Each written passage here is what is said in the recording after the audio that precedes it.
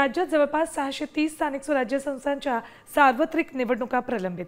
साधन कमतरतेमुळे आयोगाला एकाच वेळी सर्व निवडणुका घेणं शक्य होणार नाहीये, त्यामुळे या निवडणुका टप्प्याटप्प्याने होणार आहेत। त्यात पहिला टप्पा जिल्हा परिषद पंचायत समितीच्या निवडणुका होतील, असे संकेत राज्य निवडणूक आयोगानं काल छत्रपती संभाजीनगरमध्ये पार पडलेल्या आढावा बैठकीत दिलेत। राज्यात गेल्या 5 वर्षांपासून स्थानिक स्वराज्य संस्थांच्या निवडणुका झाल्याच नाहीयेत। आधी कोरोना महामारी आणि नंतर प्रभाग रचना, ओबीसी आरक्षण या मुद्द्यांमुळे या निवडणुका लांबणीवर पडल्यात।